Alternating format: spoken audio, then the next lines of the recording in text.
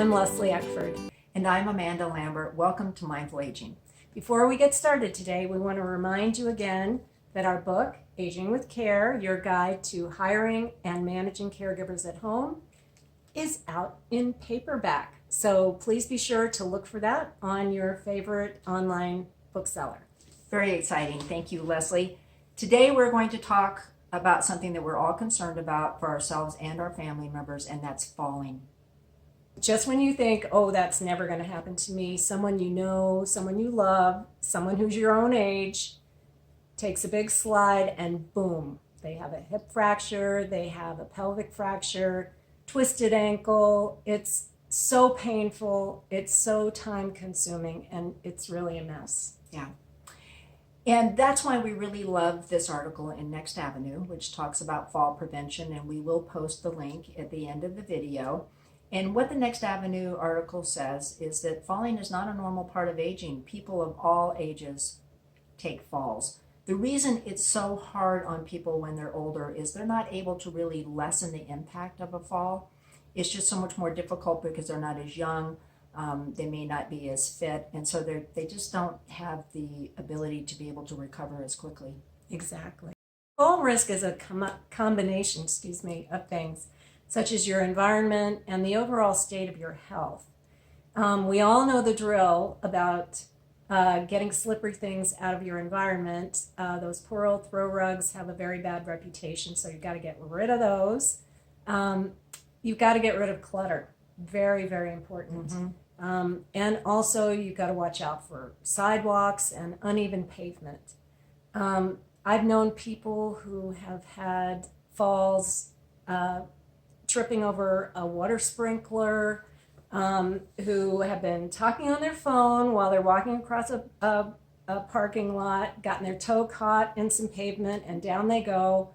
I've even known someone who fell when she was doing balance exercises at home. Yikes. So that's not good. Mm-mm. You know, regarding your personal health, it can be really important to get an assessment by your healthcare provider, either your doctor or a physical therapist. If you can, get a referral to a balance center where they can really do a comprehensive assessment. If that's not possible, talk to your medical provider about your medications. Many times medications have side effects that can really contribute to falls. Your eyesight, you should be getting an eye exam once a year. Hearing problems, all of these can contribute to falls. Dehydration, that's a big issue for falling. Exactly. And what a provider can do is they can analyze your gait. They can take a look at how you walk. They can evaluate your lower limb strength, how you get up from a sitting position to a standing position. They can assess the speed of your gait. So it can be very helpful to get this type of assessment. That assessment should also include asking you, what is your history of falling? Because we know a lot of people, they're embarrassed to talk about it, they're ashamed of it. And they may kind of downplay it or they deny it altogether. And that's really not going to help you. Another part of the assessment should be to ask you, how do you feel about falling? Because there's some people out there who are really afraid of falling, and that means they end up limiting their own movement, and they end up getting weaker, and they can't do the exercises that they need to do to build up their strength and endurance. So that actually makes your fall risk higher. Yes, absolutely. And if your provider recommends a walker or a cane, please use it. Don't stash it in the corner because it won't do you any good there. Exactly. Some people prefer hiking poles. They feel more stable and don't feel like it sort of has the stigma that sometimes is attached to a cane or a walker. But in any case, it's better to use those aids than to have a fall. Excellent point.